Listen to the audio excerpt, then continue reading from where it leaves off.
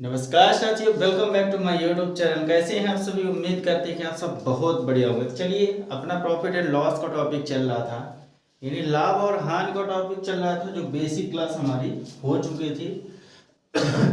Basic class हो चुकी थी। अगर आपने अभी तक वो क्लास नहीं देखा है तो आपको डिस्क्रिप्शन बॉक्स में उसका लिंक मिल जाएगा, प्लेलिस्ट में भी जाकर आप देख सकते हैं। आज एक पहले नंबर जो ये सीरीज उठाएंगे प्रश्नों की सीरीज में, ये पहली सीरीज होगी जो एकदम नॉर्मल से सवाल होंगे। जरूर सभी बच्चे देखें, उनके काम का ही है। तो चलिए देखते हैं कि आखिर यहाँ पे नॉर्मल सवाल की सीरीज जो है कैसे है, किस प्रकार है। दो चार क्वेश्चन देखते हैं। यहाँ स्क्रीन पे आपको लिखा दिखाई दे रहा होगा कि लिखा हुआ है कि एक व्यक्ति ने एक रेडियो 500 रुपए में क्या किया, खरीदा, और जबकि 550 रुपए में क्या किया, बेच दिया। तो लाभ और हानि याद करना। जब हमने लास्ट क्लास लिया था प्रॉफिट एंड लॉस को बेसिक, उसमें हमने क्या बताया था कि जो किसी भी वस्तु को खरीदने में जो हमारी राशि खर्च होती है उसे हम क्या कहते हैं, क्रय मूल्य कहते हैं। क्या कहेंगे? क्रय मूल्य, यानी कि सीपी, कॉस्ट प्राइस। सीपी यहाँ पे हमारा कितना है, तो 500 रुपए है। निश्चित रूप से सभी को आराम से, एकदम आराम से करते हैं। चलिए दूसरे नंबर में देखिए कि 550 रुपए में बेच दिया जाता है। तो बेचना, बेचना यानी विक्रय।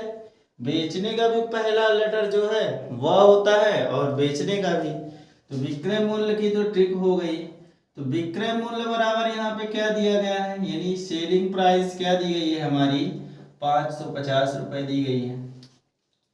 निश्चित रूप से सभी बच्चे अभी तक समझ गए होंगे कि इसमें लाभ होगा कि हानि होगी, क्योंकि कोई भी वस्तु आप 500 रुपए में खरीद रहे हैं, 550 रुपए में बेच रहे हैं, तो निश्चित रूप से क्या होगा, हमें लाभ होगा।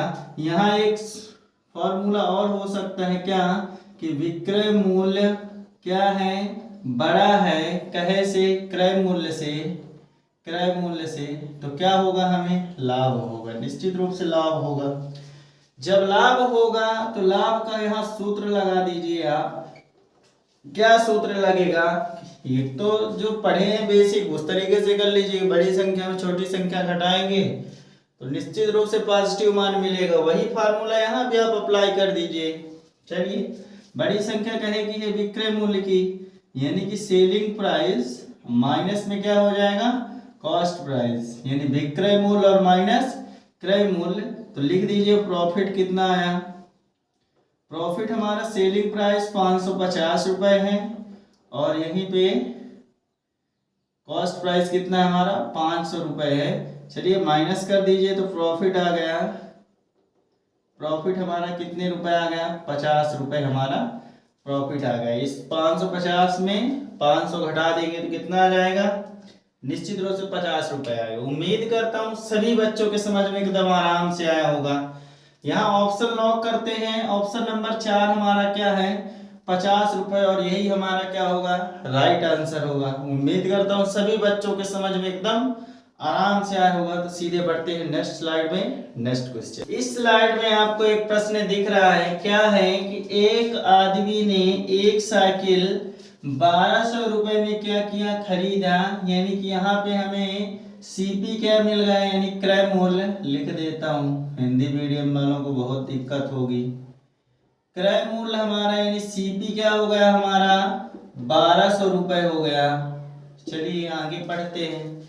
खरीद कर क्या किया, 1500 रुपए में बेच दिया, यानी बेचना यानी विक्रय मूल्य। विक्रय मूल्य हमारा क्या है, एसपी कितना है, 1500 रुपए है। अभी जो पुराना लास्ट क्वेश्चन हम लगाए थे, सेम वही सवाल उसी तरह भी बनना। देखिए कि विक्रय मूल्य बड़ा है क्रय मूल्य से, तो निश्चित रूप से क्या होगा, हमें लाभ होगा। तो लाभ बराबर क्या हो जाएगा, एसपी माइनस सीपी, यानी कि क्या हो गया, विक्रय मूल्य माइनस क्रय मूल्य हो गया। तो यहाँ पे कितना आएगा, चलिए 1500, अब माइनस में 1200, तो कितना आ गया, 300 रुपए हमें क्या आ गया, प्रॉफिट आ गया। चलिए ये लाभ आ गया हमारा।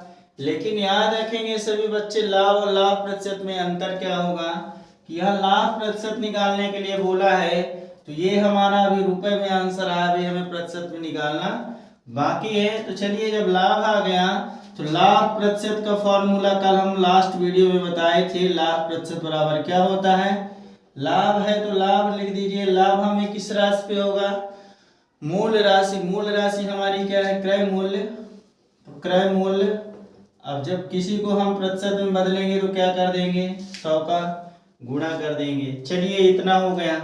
इसी फार्मूले में हम रख देते हैं मान, तो लाभ प्रतिशत बराबर क्या हो जाएगा, लाभ कितना मिला हमें 300, तो यहाँ पे आप 300 लिख दीजिए, बटे क्रय मूल्य हमारा कितना है 1200 रुपए, तो 1200 लिख दीजिए गुणे 100, तो 100 कर दीजिए।